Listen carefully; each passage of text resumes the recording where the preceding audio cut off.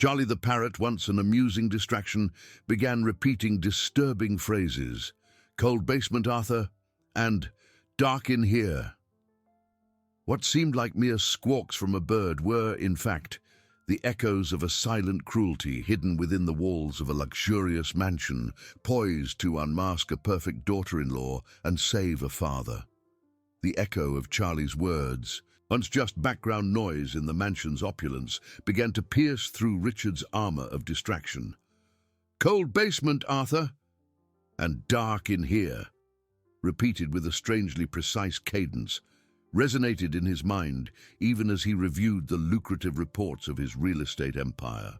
He tried to dismiss the unease, attributing it to the randomness of parrots, but the frequency and specificity of the phrases were too unsettling to be entirely ignored.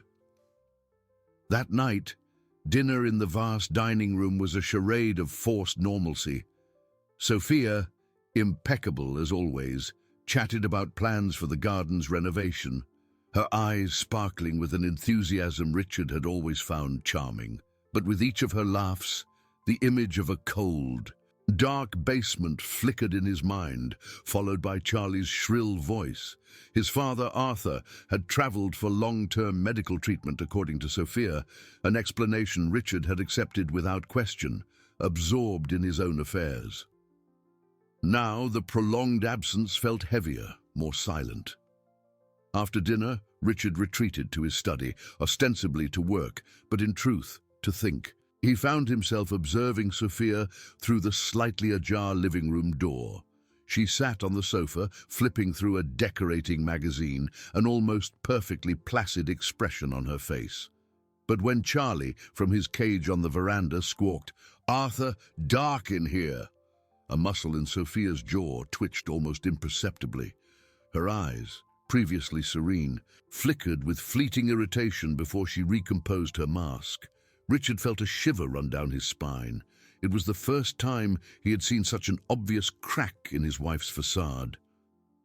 The next day, Richard decided to act with subtlety. During breakfast, he casually remarked, "You know, Sophia, I need to go down to the basement later. The kitchen plumbing seems to be making a strange noise." Sophia's coffee cup clattered against the saucer. She looked up, a flicker of surprise and something else, something Richard couldn't identify, crossing her gaze. "Oh, darling, don't worry about that now. The gardener mentioned the irrigation system needs a check. Perhaps it's best not to disturb anything down there for a while. It's such a dusty, disorganized place." Her voice was soft, but there was an underlying urgency that did not go unnoticed. Sophia's reaction confirmed Richard's growing suspicions. Disorganization and dust had never stopped her from accessing any part of the house before. On the contrary, she was obsessed with order. Her denial was too quick, too vehement. The doubt Charlie had planted now blossomed into a chilling anxiety. If Arthur was truly undergoing treatment, why were there no phone calls? Why was communication so scarce? And why was the basement now a forbidden zone? Richard began to pay attention to every detail, every movement Sophia made. He noticed that she made sure the basement door, which usually remained unlocked, was always closed, and at times even seemed to check if it was locked. The metallic click of a key turning, soft but distinct, reached his ears on more than one occasion. With each repetition of "cold basement" from Charlie, Sophia's expression visibly hardened, though she always tried to disguise it with a forced smile or a comment about the parrot's peculiar habit. One night, Richard found himself in his study, the dim light of the lamp illuminating a map of the mansion he had drawn years ago, his eyes fixed on the spot representing the basement. The idea that his wife, the woman he loved and trusted, could be hiding something so sinister about his own father was poison dripping into his soul. The knot in his stomach tightened with a mixture of disbelief and a growing horror. He needed to know the truth, not just for himself, but for his father. A trap. He would need a trap, something that would reveal the truth without leaving room for doubt or excuses. Richard's mind began to work, cold and calculating, tracing the first outlines of a plan to unmask the charade, no matter the cost. Richard's mind, previously clouded by disbelief, now operated with the cold precision of a surgeon preparing for a delicate operation. The trap he would devise could have no flaws, no room for Sophia's denial. It had to be foolproof, and the catalyst would be his absence. The next morning, a tense air hung over the mansion. Richard watched Sophia during breakfast. She seemed a little more relaxed than in previous days, perhaps due to Richard's acceptance regarding the basement. He noticed, however, that her eyes occasionally scanned the kitchen door, as if expecting something or someone. "Sophia, I need to travel for work. It's a pressing business matter out of town," he announced, his voice firm, but with a touch of manufactured frustration. "It seems one of our biggest investors is having problems, and I need to resolve this personally. I might be gone for 3 or 4 days." Sophia's coffee cup landed on the table with a metallic clink. Her eyes, previously watchful, softened. A slow, almost imperceptible smile bloomed on her lips, disguised beneath an expression of concern. "Oh, darling, what a shame. But of course your business is important. Be careful, won't you? And call me whenever you can." Her voice was sweet, but Richard detected a note of relief that chilled him. The plan was beginning to work.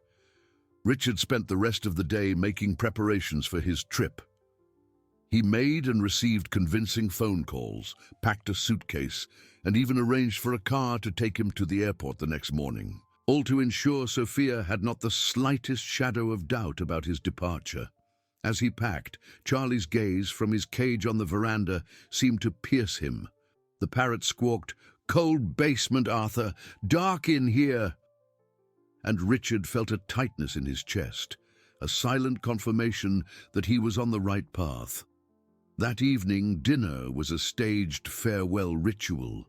Sophia presented herself as the solicitous and concerned wife, speaking of the loneliness she would feel and the care she would take of the house. Richard watched her, every gesture, every word, trying to find the flaw, the lapse that would expose the charade.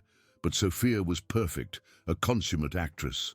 Arthur's absence was palpable in the silence of the house, a silence that, to Richard, screamed the truth. The next morning, the driver was waiting. Richard embraced Sophia, an embrace that was a mixture of pain and determination. "Don't worry, I'll be back soon," he said, observing the gleam in her eyes. That gleam was not of sadness at his departure, but of contained anticipation. The car left the property. Richard looked back, seeing Sophia at the door, waving until the car turned the corner.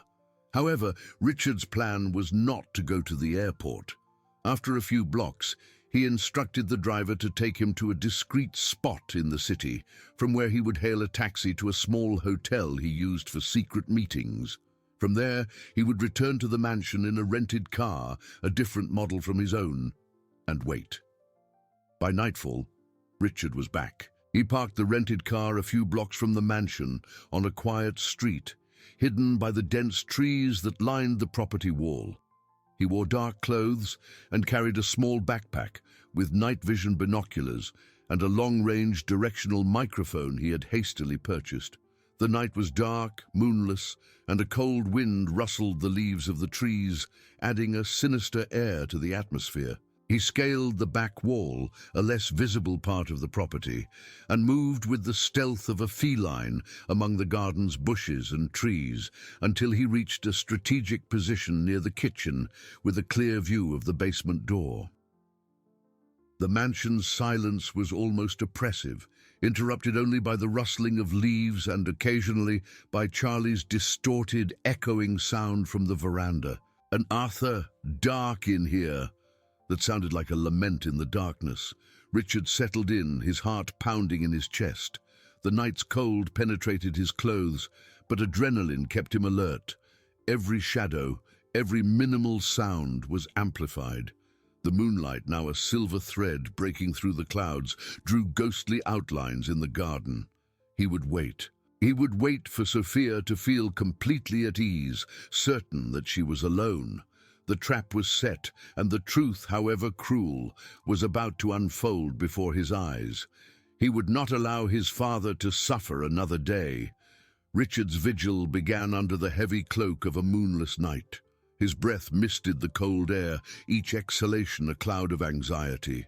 The rustling of leaves in the garden seemed to mock the quiet of his heart, which hammered a frantic rhythm against his ribs.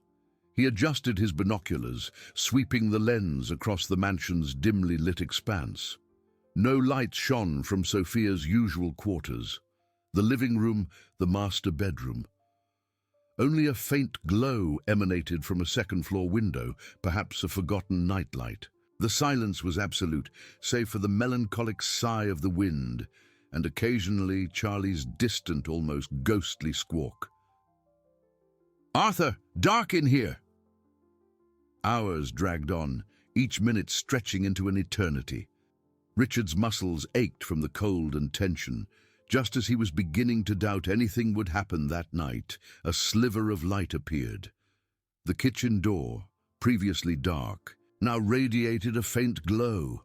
A figure emerged, silhouetted against the light, Sophia.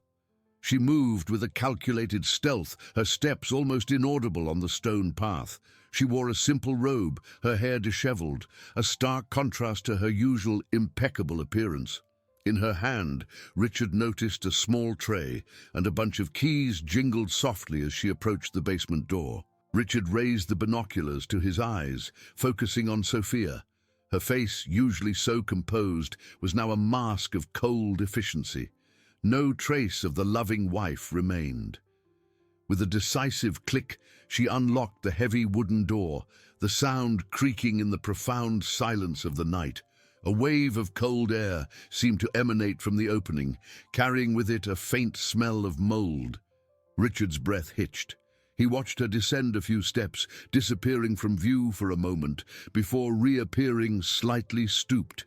He strained to listen, adjusting the directional microphone.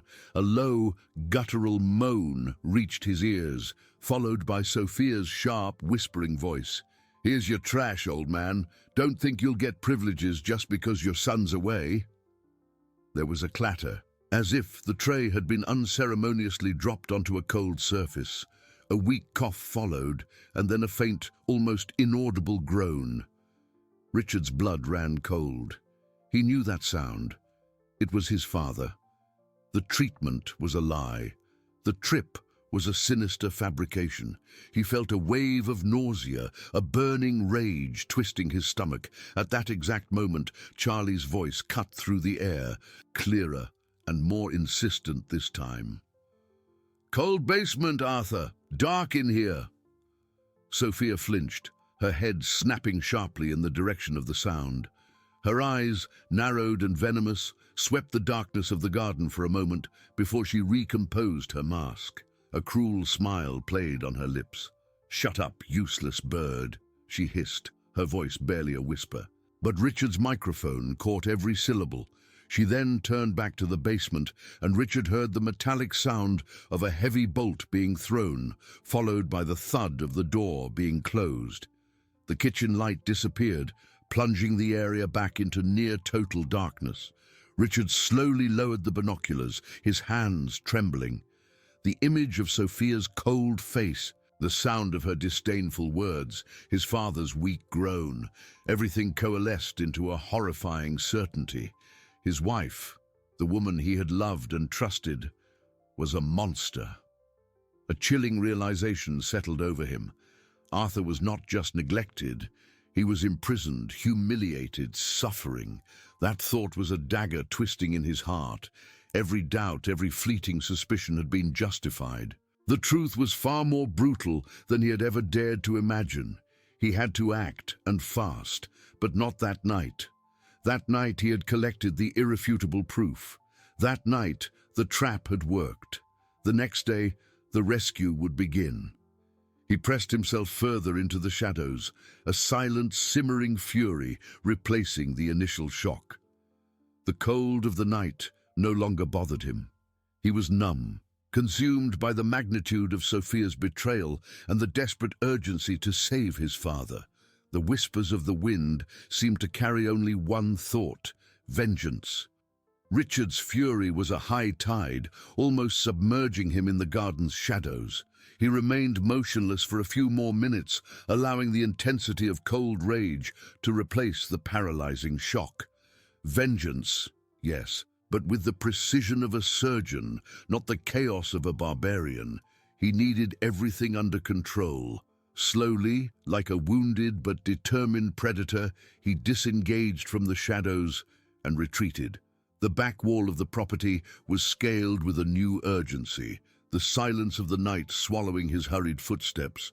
Back in the rented car, the engine came to life with a soft rumble, and Richard drove away, leaving behind the mansion that held such vile secrets. The drive back to the hotel was a blur. With every mile, the images repeated in his mind: Sophia's cold face, the jingle of keys, his father's weak groan.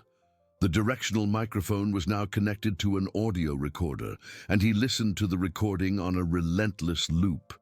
Her voice, icy and cruel, cut through the air of the hotel room. "Here's your trash, old man. Don't think you'll get privileges just because your son's away." The clatter of the tray, the weak cough, the groan, all there, undeniable. The night brought no sleep, only a fever of indignation and a meticulous plan of action forming in his mind. He spent hours calling his lawyer, then the authorities, explaining the situation in veiled but urgent terms. The urgency in Richard's voice was so great that no one dared question the unusual details. An operation was underway, and Arthur's safety was the utmost priority. The first ray of morning sun brought with it a metallic chill. Richard was back at the mansion before the dew dried, not in the rented car, but in his own vehicle, ostensibly back from his trip. His heart hammered against his ribs, but his face was a mask of calculated calm. The mansion's front door was open, and he entered, suitcase in one hand, the audio recorder in the inner pocket of his jacket. "Sophia, I'm home," he announced, his voice firm, but with a well-rehearsed touch of relief. Sophia's hurried footsteps sounded from upstairs. She descended the stairs, a radiant smile on her face, arms open for an embrace. "Richard, my love, what a wonderful surprise. I thought you wouldn't be back for days." Her eyes, previously so cold, now radiated a false joy. He embraced her, a hollow gesture, feeling a shiver of revulsion. The scent of her perfume, once pleasant, now felt suffocating. "Yes, I managed to resolve everything faster than expected. I had to come home. I missed you." He broke the embrace, maintaining a subtle distance. "But darling, it seems we have some things to discuss." Sophia's smile wavered, but she quickly recomposed it. "Discuss? About what, my dear?" "Come, I'll have them prepare a hearty breakfast for you." Richard shook his head. "No need. I think I've had enough breakfast for today." He led her to the living room, indicating she should sit on the sofa. Her face showed slight confusion, but she still maintained her composure. Charlie the parrot from the veranda squawked, "Cold basement, Arthur, dark in here," which resonated in the room like a prophecy. Sophia's gaze became a flash of irritation quickly disguised. Richard sat in the opposite armchair, fixing her with an unwavering gaze. "Sophia, I didn't go out of town." The color drained from her face. "What? Don't be silly, of course you did. You just got back." "No, I was right here, watching, listening." Richard's voice was an icy murmur, but charged with an authority she had never heard before. He took the small recorder from his pocket and placed it on the coffee table, pressing the play button. The room was filled with the unmistakable sound of Sophia's voice, cruel and disdainful. "Here's your trash, old man. Don't think you'll get privileges just because your son's away." The clatter of the tray followed, Arthur's weak cough, and finally his painful groan. Sophia's face transformed. Shock gave way to disbelief, then panic, and finally a fierce rage. She stood abruptly, her eyes bloodshot. "This is a setup, a frame-up. You can't believe this, Richard. I believe my own ears, Sophia, and my own eyes. I saw you locking my father in that filthy basement. I saw you treating him with contempt, and I heard him, my father, groaning in pain. Richard's voice rose, cutting through the air like a whip. How could you? How could you be so cruel? Sophia tried to approach, her hands outstretched. I can explain, Richard. He's a burden. You don't understand what it's like to care for such a sick old man. I only wanted what was best for you, your peace. Her voice was full of a false plea, a last attempt at manipulation. Enough. Richard stood, his imposing figure filling the room. There's no explanation for cruelty, Sophia. My father wasn't a burden, he was your family, and you imprisoned him, humiliated him, treated him like trash. He pointed to the recorder. The truth is right there, and it's over between us. The doorbell resonated through the mansion, a deep, final sound. Sophia looked at the door with terror in her eyes. She knew those approaching footsteps were not Richard's. He had thought of everything. No, Richard, please don't do this, she pleaded, her voice now a mere thread, her facade crumbling completely. Richard ignored her, his eyes fixed on the basement door. Just a moment. I have someone to rescue. He turned to Sophia, his gaze glacial. You are no longer welcome in this house, nor in this life. With firm, resolute steps, Richard walked towards the kitchen, ignoring Sophia's now desperate moans and pleas. He picked up the keys she had left on the kitchen table the night before, the same ones that had jingled in his nightmare. The smell of mold and darkness emanated from the basement door as he unlocked it. A sharp creak filled the house, a sound of liberation. The door swung open, revealing a damp, cold darkness. "Father!" Richard called, his voice thick with emotion. Downstairs, huddled in a corner, Arthur slowly raised his head. His face was pale and thin, his eyes watery, but a flicker of hope shone in them as he saw his son. "Richard, my son." Arthur's words tore at Richard's heart. He descended the steps quickly, ignoring the dampness and cold. "I'm here, Father. I've come for you. You'll never be alone again." Richard embraced him, a tight, protective hug, feeling the fragility of Arthur's bones beneath his hands. Liberation had arrived. He helped his father with care, feeling the lightness of his body and the fragility of his breath. The smell of mold and despair clung to Arthur, an invisible mark of the cruelty suffered. Liberation had arrived, but not without leaving deep scars. "You're safe now, Father. I'm here," Richard whispered, his voice thick with emotion as he helped Arthur up the damp steps. Each step was a battle for the old man, but his son's presence seemed to infuse him with renewed strength. At the top of the stairs, the faint morning light revealed Arthur's pale, marked face, but also a gleam of relief in his tired eyes. Richard noticed his trembling hands, cracked lips, and signs of malnutrition. A wave of renewed fury swept over him, but he controlled it, focusing on his father. Still in the living room, Sophia was in shock, her face disfigured by terror and rage. Her eyes, once so expressive in their false emotions, were now just empty pools of despair. The doorbell, which had rung minutes earlier, was heard again, more insistently this time. Richard knew his contacts had been efficient. "They're here, Sophia," Richard said, his voice cold as ice, without even looking at her. He was entirely focused on Arthur. Out of the corner of his eye, Richard saw Charlie the parrot on the veranda, flapping his wings and squawking, "Cold basement, Arthur! Dark in here!"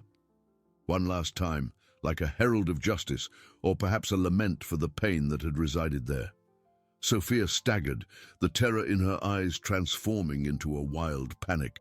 She ran for the back door, a desperate attempt to escape. But Richard had anticipated this.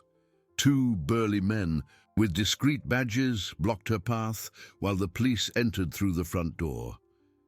"Mrs. Sophia Pereira, we have a search and arrest warrant, and we need you to accompany us for questioning," one of the officers said, in a calm but firm voice. Sophia screamed, a sharp, shrill note that tore through the mansion's air.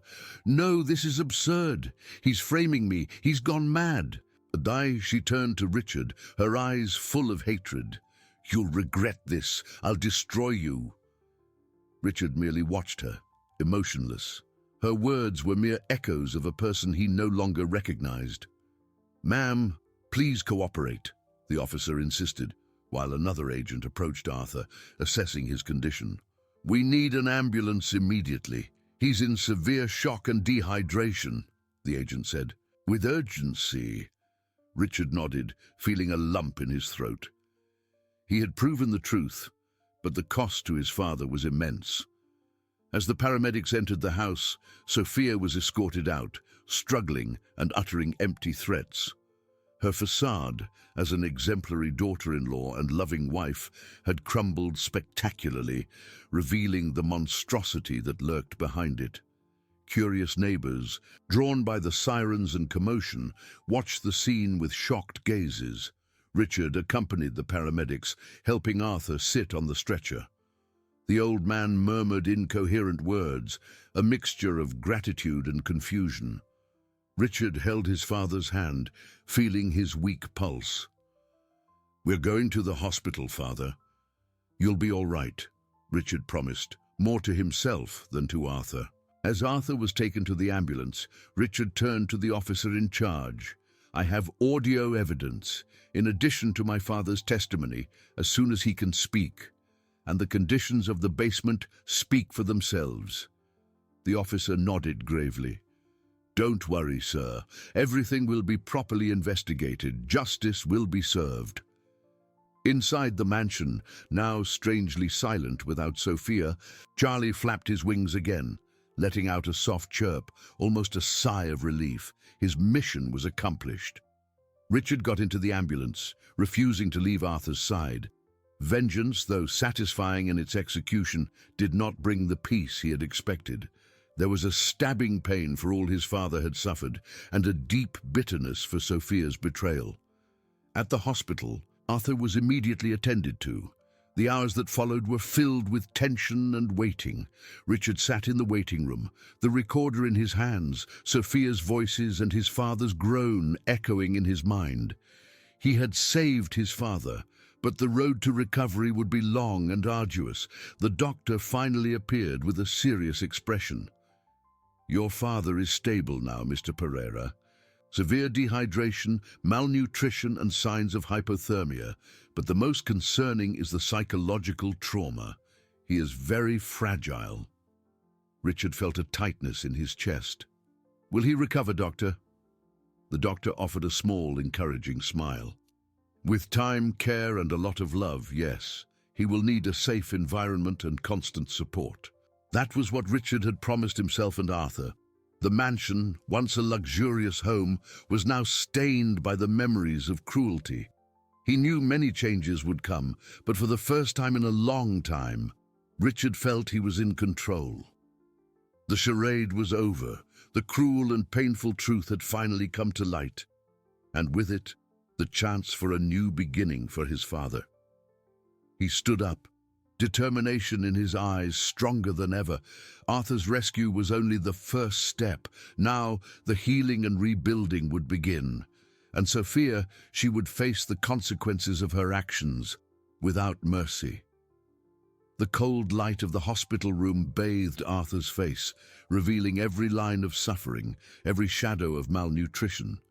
Richard sat by the bed, his father's aged hand resting in his. The constant sound of heart monitors was the only rhythm that filled the silence, a vivid reminder of life's fragility.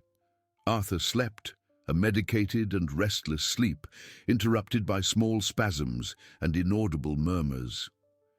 "He's a fighter, Mr. Pereira," the nurse whispered, checking the IVs. "But the road is long, especially for the mind." Richard nodded, feeling the weight of her words. He had saved his father's body, but how would he heal his shattered soul? Guilt gnawed at him. How could he have been so blind?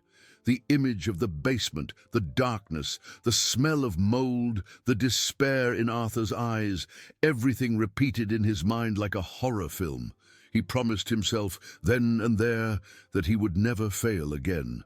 His father's recovery would be his absolute priority. As the night advanced, news about Sophia began to arrive. Richard's lawyers, immediately activated, confirmed she was in custody, awaiting formal charges. Gross negligence, abuse, unlawful imprisonment. The terms were heavy, and Richard felt a cold satisfaction hearing them. There was no room for pity, not after what she had done. The press, always voracious, was already speculating about the scandal involving the real estate magnate and his wife.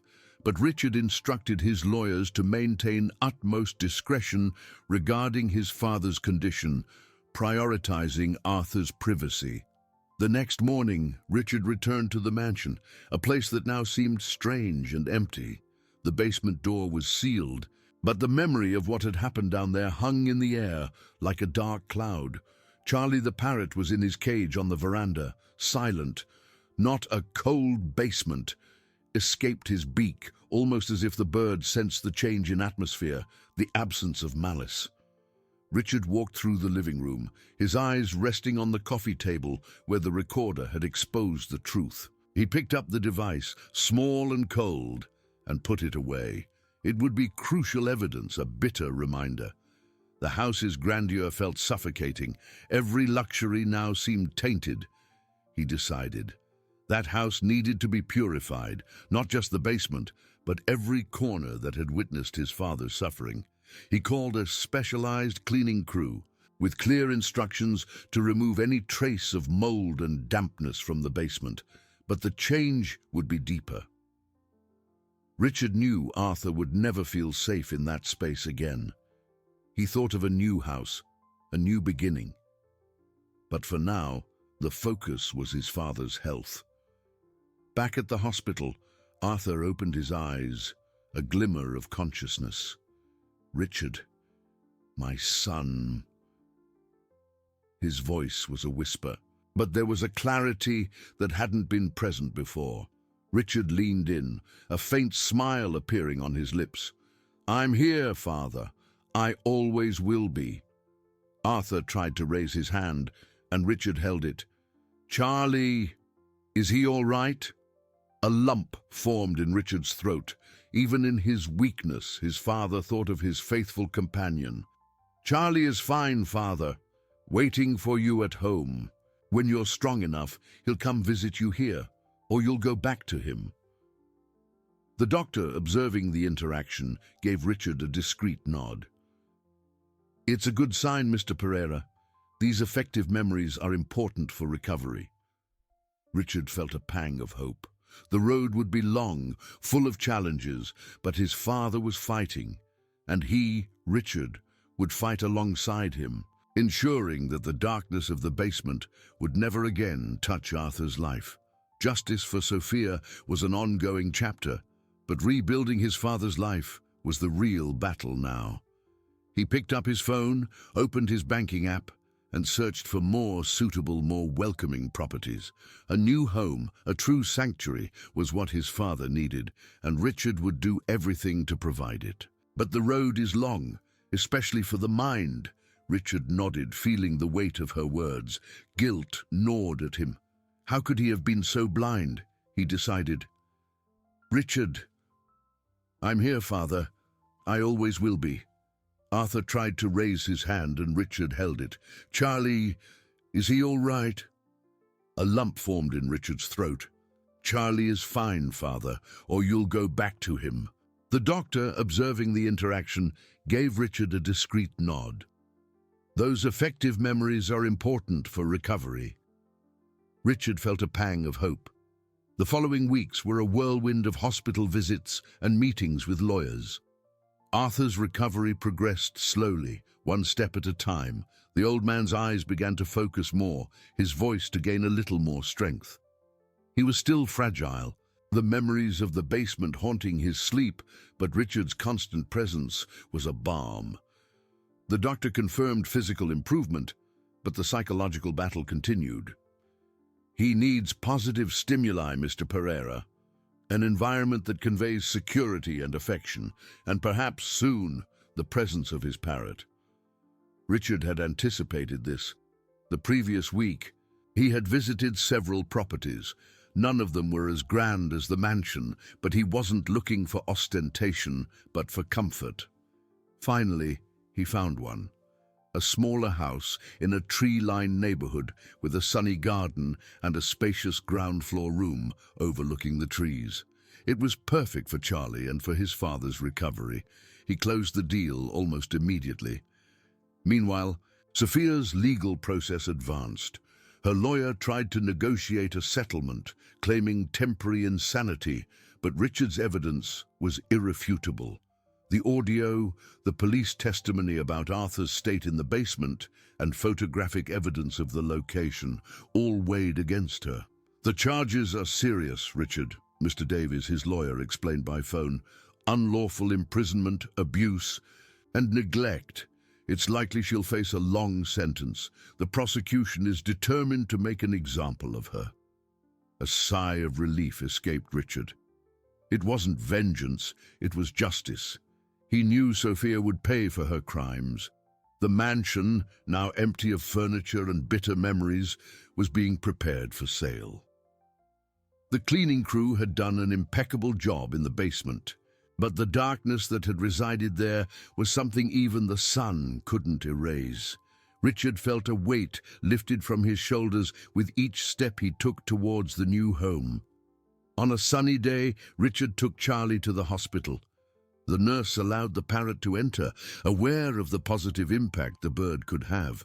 Charlie, in a smaller covered cage, was taken to Arthur's room. Upon seeing the bird, Arthur's eyes widened.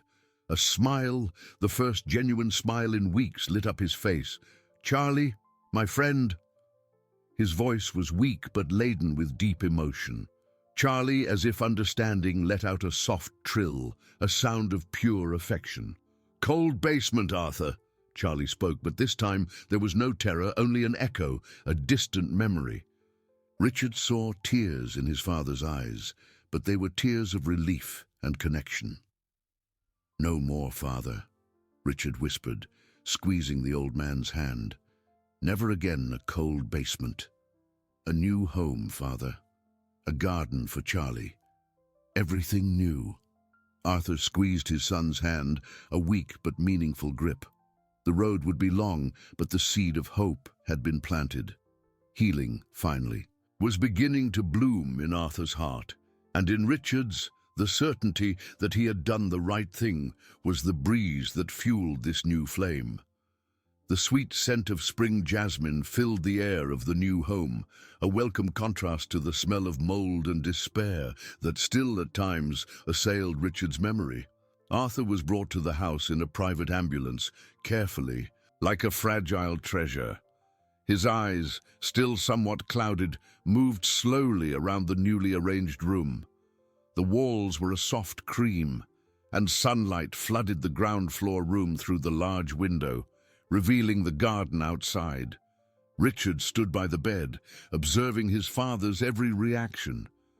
"Do you like it, Father? It's all yours. A new beginning." Arthur didn't respond immediately. Only a faint sigh escaped his lips, but his eyes fixed on something near the window. It was Charlie's cage, now strategically positioned so the parrot could see the garden and be seen by Arthur. Charlie let out a joyful trill, like a welcoming bell. "Charlie!" The old man's voice was a mere whisper, but there was a sweetness in it that Richard hadn't heard in a long time. The parrot tilted his head, watching Arthur with an almost human intelligence. The first few days were difficult. Arthur was disoriented, and the nights were marked by nightmares. Muffled cries escaped his lips, and Richard rushed to his side, offering comfort and words of reassurance. "You're safe, Father. We're home. Never again that place." Slowly, Charlie's presence began to have a profound therapeutic effect. Richard opened the cage during the day, allowing Charlie to fly freely around the room, occasionally perching on the rail of Arthur's bed. The parrot chattered, repeating phrases Richard and the nurses used, and sometimes his own familiar ones. "Good morning, Arthur. Son," Charlie squawked. and a faint smile appeared on the old man's lips. The phrase "cold basement" still surfaced, but less frequently, and the tone was no longer one of terror, but of a distant memory, almost as if Charlie were narrating a past story, a shadow dissipating with the light of the new day. Richard sought therapists specializing in trauma and elder recovery. The sessions were slow, but the progress, however minimal, was celebrated as great victories. Arthur began to eat a little more, to sit in his wheelchair for longer periods, and even to point to the garden, expressing a silent desire to be outside. Meanwhile, Sophia's legal saga unfolded. The news filled the papers, but Richard instructed his lawyers to minimize Arthur's exposure. Sophia, with her lawyer, continued to claim insanity, but the evidence presented by the prosecution was overwhelming. Richard's recorder, with Sophia's cold and cruel dialogues, the photos of the basement, and the doctor's testimony about Arthur's condition, painted a grim and irrefutable picture. Richard attended the initial hearings, his presence an unwavering rock. He saw Sophia, pale and teary-eyed, trying to evoke some pity, but in her eyes, Richard only saw manipulation, the same that had blinded him for so long. There was no genuine remorse, only fear of the consequences. "She will be convicted, Richard," Mr. Davies assured him after one of the hearings. "The prosecution is seeking the maximum penalty. It's a clear case of abuse and unlawful imprisonment." The news brought a cold relief to Richard. Justice would be served. But his mind was more focused on his father's recovery. The mansion had been sold quickly, the money invested in a trust for Arthur's care and future. The chapter of that dark place was finally closed. In the new home, Arthur, with Richard's and the nurse's help, took his first steps in the garden. The soft grass beneath his bare feet, the scent of flowers, the warm sun on his face. These were sensations he had been deprived of for so long.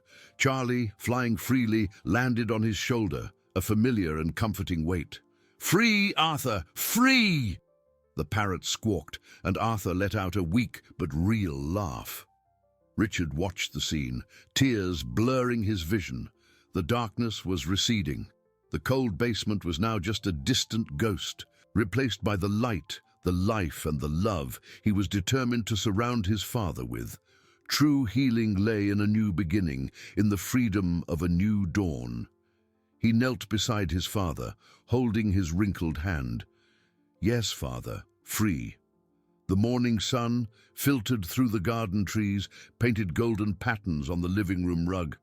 Arthur, seated in his wheelchair, faced the window, where Charlie, with wings spread, bathed in the light, letting out joyful trills. Each day, the old man seemed more connected to the world around him. His eyes, once distant, now followed the parrot's flight, a small smile appearing when Charlie perched on his shoulder, a comforting familiarity. "Good morning, Arthur. Son," Charlie squawked, and Arthur responded with a murmur, an almost intelligible word that Richard interpreted as "Good morning, Charlie." The sessions with the therapist had progressed from verbalizing fears to evoking happier memories, stimulated by old photos and the parrot's constant presence. Each time Arthur recalled a detail of life before the basement, a weight lifted from Richard's heart. The old mansion, now completely empty, was a memory Richard strove to erase. The darkness of the basement, however, remained a scar on his soul, a constant reminder of the cruelty that had hidden under the same roof. The sale of the property, concluded days earlier, brought tangible relief. It was the last link to Sophia's charade. The final hearing of Sophia's trial was scheduled for that afternoon. Richard felt a knot in his stomach, a mixture of anticipation and profound weariness. Justice, he knew, was necessary, but the process was exhausting, reliving the pain with each testimony. He kissed Arthur's forehead, who was peacefully dozing. "I'm going to take care of something, Father. I'll be right back." In the courtroom, the atmosphere was heavy. Sophia, her hair impeccably styled, but her face pale and eyes red, sat beside her lawyer. She avoided Richard's gaze. The prosecution presented an overwhelming final summary: the audio, the photos, the medical reports. Sophia's words on Richard's recorder, cold and calculating, echoed in the room, painting an unequivocal portrait of her cruelty. The murmur in the audience grew louder. Sophia's lawyer attempted a last plea for clemency, reiterating the temporary insanity defense, but the argument seemed hollow in the face of the evidence. The judge, with imposing solemnity, delivered the sentence. His voice was firm and resonated through the court. Considering the gravity of the crimes of unlawful imprisonment, abuse and neglect, and the irrefutable evidence presented by the prosecution, this court sentences the defendant Sophia Pereira to the maximum sentence of 18 years imprisonment. A collective gasp escaped the audience. Sophia paled further, her body stiff. Her eyes, finally, met Richard's, and he saw in them not regret, but a contained anger, a silent fury that confirmed the monster she was. No tears of genuine sadness flowed down her face, only the fear and indignation of a woman watching her world crumble. Richard felt a shiver. There was no triumph in his chest, only the somber certainty that he had done what was right. Justice finally had been served. He stood up without looking back, leaving Sophia to face the consequences of her actions. Upon returning home, the scent of jasmine and wet earth enveloped him. Arthur was awake, watching Charlie, who gently pecked at his fingertip. The nurse smiled at Richard. "He's having a great day, Mr. Pereira. He even ate his whole meal by himself." Richard knelt beside his father, holding his hand. The wrinkled skin, the prominent veins. "That chapter is closed, father," he whispered. Arthur squeezed his hand, a silent acknowledgement. Charlie, as if understanding the weight of the words, chirped softly, "Free, Arthur, free." The parrot's voice was like an anthem to new life. Richard smiled, a genuine smile of hope and relief. The cold basement was a distant echo, a shadow that the garden's light, healing and love were finally dissipating. The future, though still uncertain in many aspects, was now built on foundations of truth and care. The road ahead would be long, but Arthur's journey of healing was finally under the sun. The sun continued its tireless work, painting the days with warmth and the nights with gentle sleep in Arthur's new home.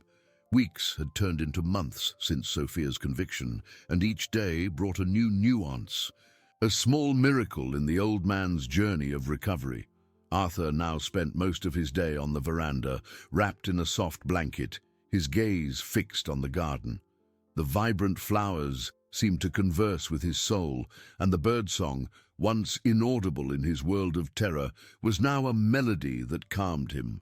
Charlie was his winged shadow, perching on the back of his chair on the windowsill, or, more often, on his shoulder, gently pecking his grey hair.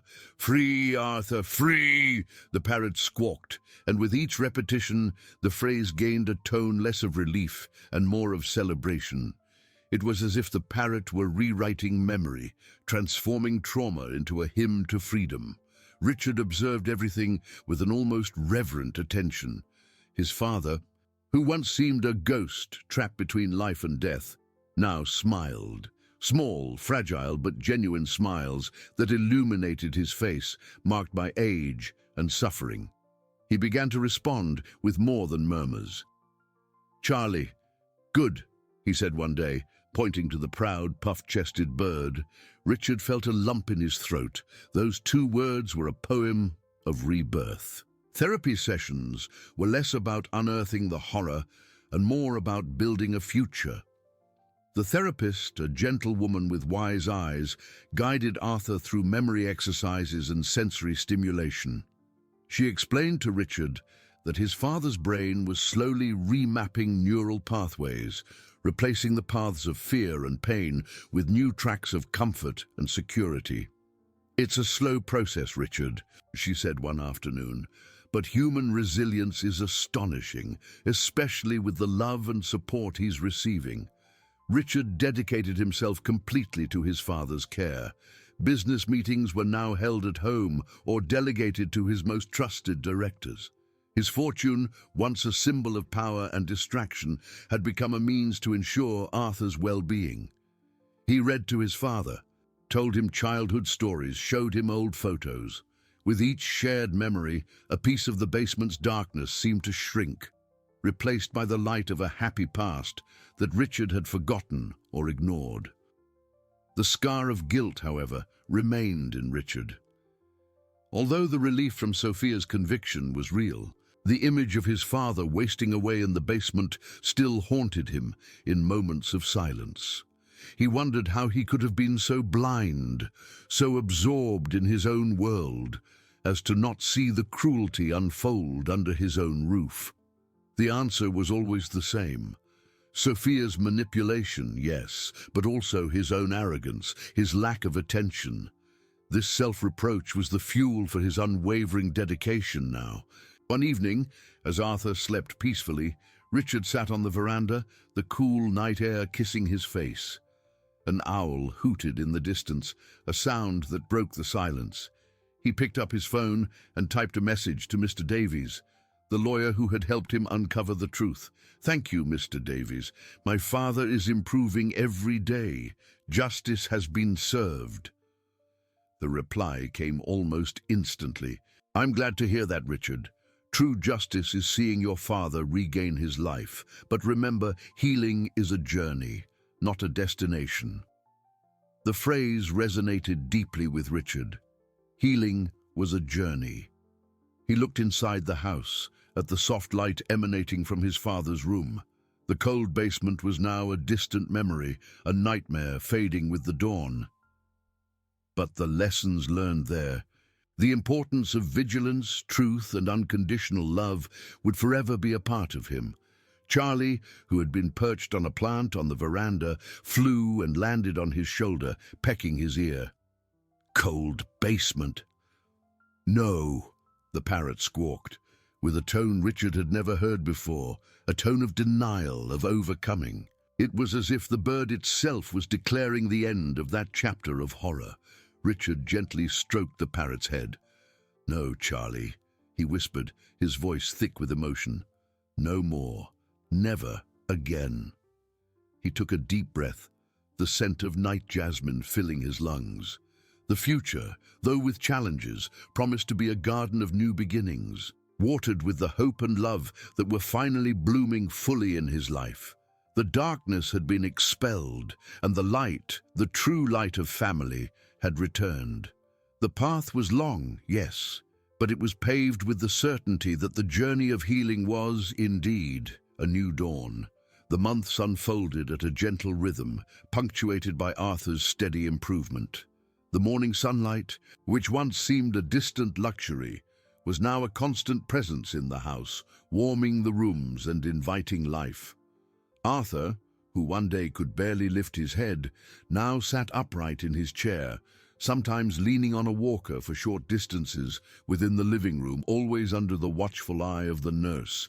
Each step, however uncertain, was a victory, and the creak of the walker against the wooden floor was a symphony of triumph for Richard.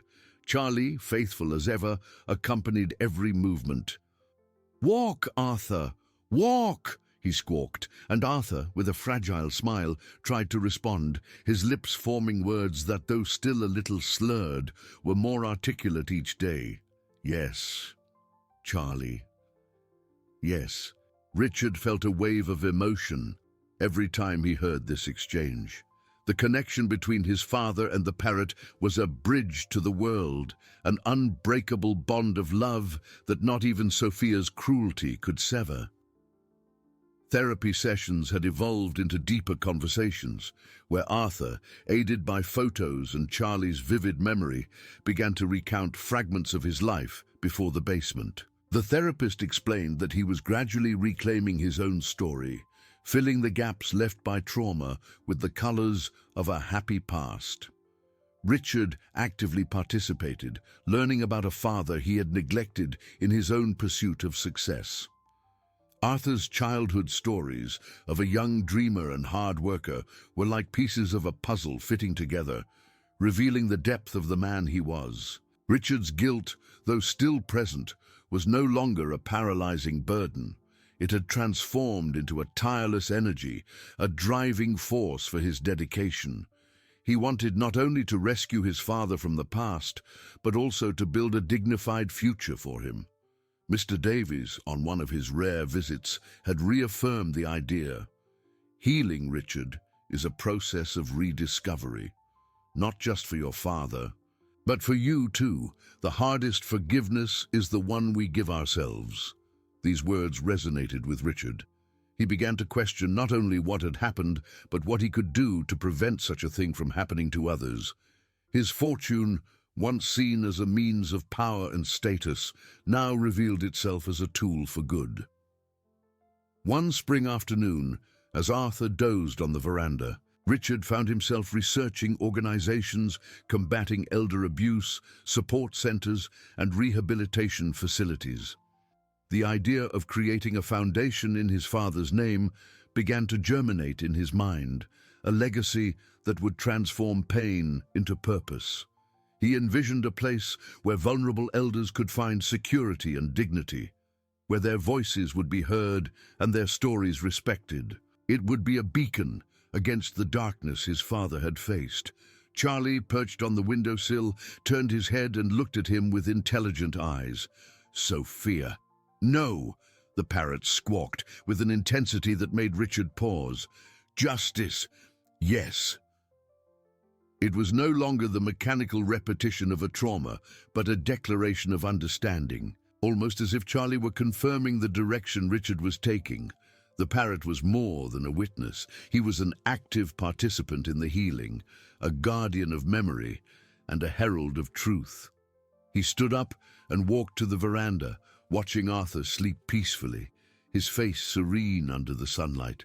The scent of wet earth and blooming flowers was an invitation to peace. Richard took his father's wrinkled hand and squeezed it gently. "We're going to turn this into something good, Father," he whispered, his voice laden with new determination. "It won't be forgotten, but it will be overcome." The cold basement was now a distant memory, a dark chapter that had been closed, but the lessons learned in its depths about the fragility of trust, the resilience of the human spirit, and the transformative power of love would echo forever. Richard felt a new kind of light fill his chest, not the superficial light of wealth, but the enduring glow of a newfound purpose. The path of healing was, indeed, a new dawn, and he was ready to pave it with hope and action. The morning light bathed the living room, dispelling the shadows that once seemed eternal. Arthur, now more robust and with eyes shining with new vivacity, walked with greater firmness, supported by his walker. The soft creak of the frame against the wooden floor was no longer a sound of fragility, but a hymn to resilience. Each step, however hesitant, was a testament to his return to life, a silent victory celebrated with each new dawn. Charlie, ever vigilant, watched from the back of the armchair, his green feathers shimmering in the sun. "Steps! Steady!" he squawked, and Arthur, with a widening smile, responded with more than murmurs. "Yes, Charlie, steady." His voice still carried remnants of isolation, a broken tone, but each day it gained more strength, more conviction. The bridge of communication between father and son, once crumbled, was being patiently rebuilt, brick by brick, word by word.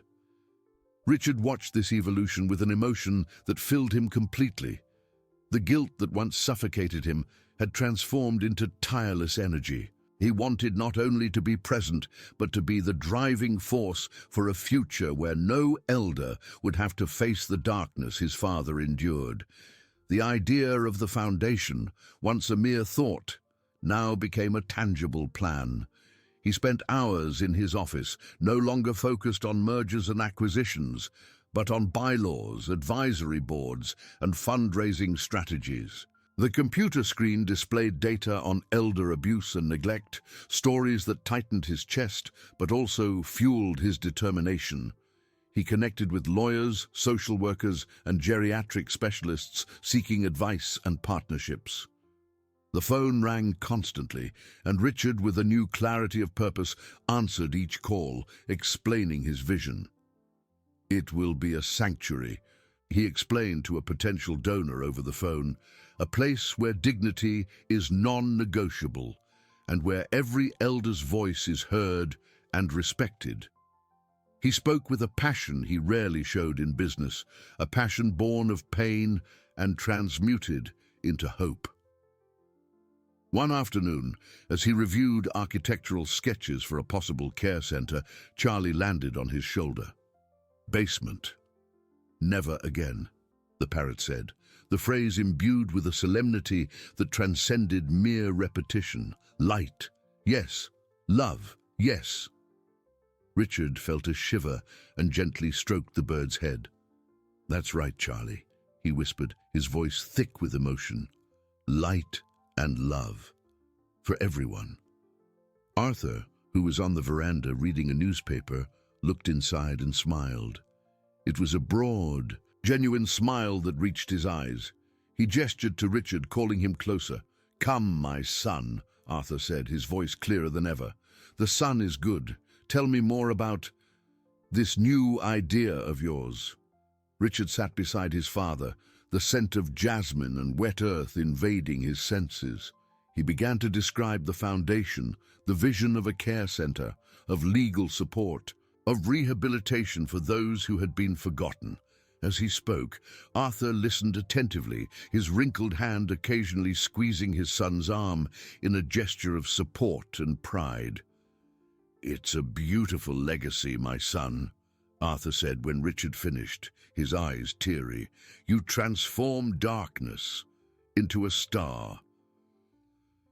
These words, coming from his father, were the final balm for Richard's scar. The hardest forgiveness, the one he had to give himself, was being granted through the purpose born of that pain. The foundation, named the New Dawn Foundation, in honor of the new day his father was living, began to take shape, not as a cold institution, but as a beacon of warmth and hope. Richard knew the path would be arduous, but the certainty of paving a better future, not only for his father but for many others, filled his soul with unshakable peace. The cold basement was truly behind them. The true light was just beginning to shine. The months that followed transformed Richard's vision into a palpable reality. The New Dawn Foundation, once a map of ideas scribbled on napkins and late-night discussions, flourished with a speed and passion that surprised even the most skeptical. Richard had plunged in headfirst, using his formidable business acumen not to build financial empires, but to erect a sanctuary of dignity. The first major step was the acquisition of an old country estate, far from the city bustle, yet accessible. Its vast gardens, once neglected, would be restored, and the main house, a robust construction with ample rooms, would undergo a complete renovation. It would not be a cold, impersonal asylum, but a cozy home, filled with the light and life that Arthur had been deprived of. Richard supervised every detail, from the choice of fabrics for the bedrooms to the installation of discreet ramps and handrails, ensuring accessibility without compromising beauty. The initial team was assembled with the same care. Richard sought not only qualified professionals, but people with empathy, with a true calling to care. Nurses, occupational therapists, psychologists, and social workers were all selected for their ability to see the elderly not as a burden, but as a treasure trove of experiences. Interviews were long, focusing on life stories, on sensitivity, on a genuine commitment to the Foundation's purpose. Arthur, with his increasingly robust health, became a constant presence at the construction site. Sitting in a folding chair under the shade of an old oak tree, he observed the work, his eyes shining with silent satisfaction. At times he offered gentle suggestions to the architects and landscapers, sharing memories of his own youth, of gardens he had cultivated. "A bench here for the afternoon sun," he would say, pointing to a corner. "And perhaps a rose garden there. Roses bring joy." Richard embraced every suggestion, seeing his father's participation as an essential part of the healing and the building of the legacy. Charlie, of course, accompanied Arthur. Perched on his shoulder or a nearby branch, the parrot observed the comings and goings, the machinery, the voices. "New dawn. Beautiful," he squawked, and the team smiled, accustomed to the peculiar mascot and his vocabulary increasingly connected to the project. "Garden, green," he exclaimed when the first flower beds began to take shape. His presence was a living reminder of why all this was being built. News of the New Dawn Foundation quickly spread through philanthropic circles. The story behind Richard's initiative, though not explicitly detailed in press releases, was whispered. The transformative pain of the real estate magnate, his dedication to reversing the wrong he had inadvertently allowed, was inspiring. Donations began to arrive, not only from large fortunes but from ordinary people, touched by the vision of a place where old age would be celebrated, not hidden. Richard felt a different energy in his work. Meetings about the foundation were exhausting, but never draining. There was a sense of purpose that transcended profit, a satisfaction that building skyscrapers had never given him. He reviewed budgets, activity plans, nutritional menus for future residents, and each item was filled with a clear intention to offer the best. One afternoon, as they walked through the almost completed main house, Arthur stopped in one of the rooms, which received the golden light of dusk. The window overlooked the verdant fields, and the scent of new wood and fresh flowers filled the air. "Here," he said, his voice clear and strong, "here there will be peace." He turned to Richard, his eyes shining. "You found your way, my son, a path of light." Those words, coming from his father, were his own dawn. He had been blind for so long, and now the light he built for others illuminated his own soul as well. The cold basement was a distant memory, but its echo had transformed into the foundation. Darkness had given way to a construction of hope. Brick by brick, heart by heart. The path was long, yes, but it was paved with the certainty that the journey of healing was, indeed, a new and glorious dawn. The inauguration day of the New Dawn Foundation dawned with a serenity that filled the air. The sun, golden and generous, bathed the newly bloomed gardens and the welcoming facade of the main house. There was no exaggerated pomp, but an atmosphere of genuine celebration hung over all present. Richard, wearing a simple but elegant suit, felt his heart pound with a mixture of gratitude and a deep joy, unlike anything business success had ever given him. Arthur, standing beside his son, no longer needed the walker.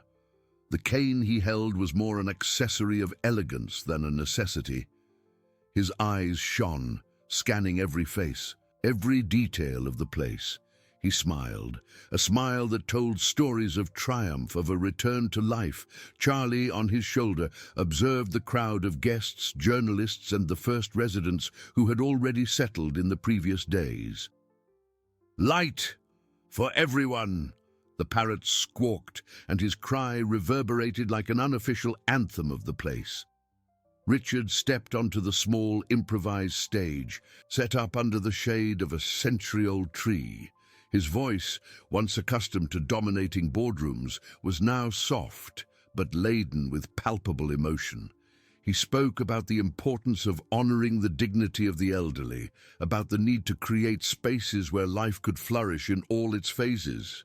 He did not mention Sophia, nor the basement, but every word was a silent testament to the dark past that had generated so much light. "This place," he said, gesturing to the house and gardens, is a reminder that even in the greatest darkness, the dawn always comes. The first residents, some with stories of abandonment and neglect, others seeking a welcoming home for their old age, were already enjoying the peace and care offered. Maria, a former piano teacher with trembling hands, was already softly playing melodies on the living room piano, the music filling the air with a sweet melancholy. John, an old sailor, quietly told sea stories to other companions, his eyes fixed on the green horizon, as if seeing the ocean. The laughter of a lady, previously silent in her corner, now echoed freely in the corridors. Arthur was the informal ambassador of the foundation. He walked among the residents, shaking hands, sharing a smile, offering a word of encouragement. On his face, there was no longer a trace of trauma, but the serenity of one who had found redemption. He had become living proof of the transformative power of love and care. Here, family, Charlie repeated, perching on Arthur's shoulder as he helped Maria turn the pages of her sheet music. Richard, observing his father and the other elders, felt the last vestiges of guilt dissipate. He had transformed his pain into a beacon of hope. The New Dawn Foundation was not just a building, it was an ecosystem of compassion, a promise fulfilled. The murmurs of gratitude, the gazes of peace, the renewed laughter were his true wealth. As the sun began to set, painting the sky with hues of orange and violet, Richard and Arthur sat together on a bench in the garden. The scent of jasmine, now more intense, hung in the air. "You've done something grand, my son," Arthur said, his voice a whisper of pride. "You transformed darkness into a shining star." Richard held his father's hand, feeling the texture of the wrinkled but now firm and lively skin. "Not alone, father. You were the star that guided me back to the light." Charlie, nestled between them, let out a final squawk, not of repetition, but of profound understanding. New dawn, forever. And as the first stars appeared in the night sky, the promise of a new day, of dignity and love, shone eternally at the New Dawn Foundation, a legacy that transcended all shadows of the past.